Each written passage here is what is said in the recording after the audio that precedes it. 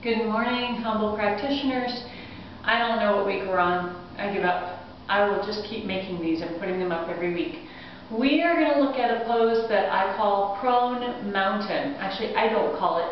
Aishin's Yoga calls it prone mountain. And unless you've been in an Aishin's Yoga class, you've probably never utilized this pose as a pose on its own. You've just sort of passed through it on your way to something else like cobra or locust.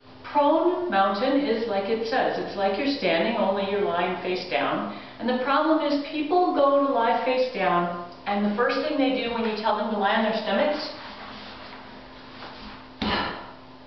they drop their head and shoulders onto the floor. If you were upright and you did that, it would look like this. Shoulders, head forward. It's what we're trying to counter. So why feed it? You're in a yoga class or you do your yoga practice in order to not have that positioning. So when we work in prone mountain, it won't look like much, but it's going to be quite a bit of work. I'm going to talk about the legs first, because the other thing that happens is we lay down on our stomachs and we do cobra and we do locust, and we really don't utilize everything we can with the legs. I'm just going to get into some basics here, but just to try and weight those legs up a little. You will want a block.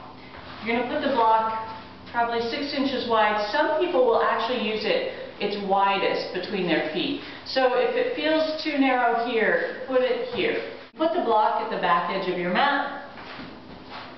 You put your feet on either side of the block, and much like in kneeling mountain, you hug the block with the inside edges of your feet. You really want to get those bony parts of your ankles, this part right here, you want to get that touching the block.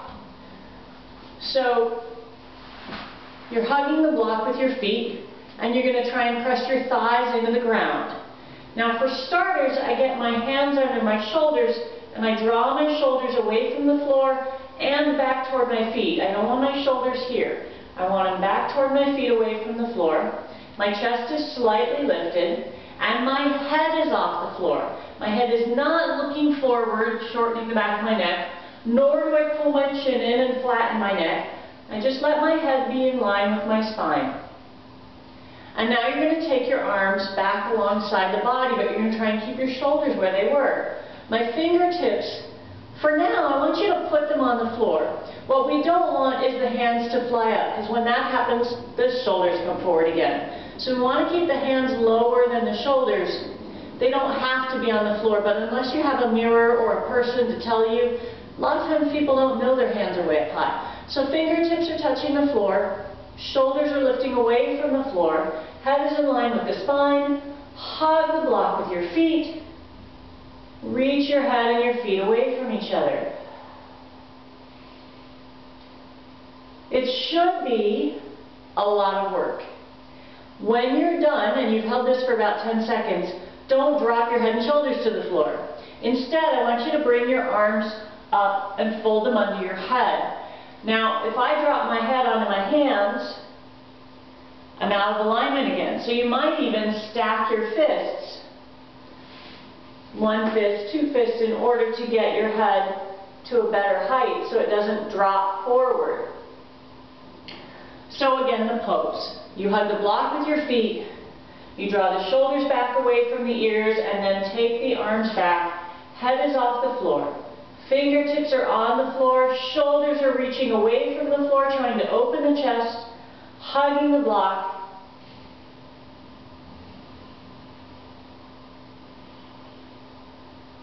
Try and press your thighs into the floor, try and hug that block with your feet, lift through the triceps a little bit more, and put your head on your arms to rest. You can either turn your head sideways or put your forehead here. If you put your chin here, look what happens to the back of the neck. We don't want that. So we're just going to do it one more time. We start with the hands under the shoulders. We hug the block. We reach back through the legs. We lift the head and shoulders off the floor. Draw the shoulders away from the ears. Hands extend back. Shoulders are lifting. Fingertips on the floor. Head and feet reach away from each other. Hug the block.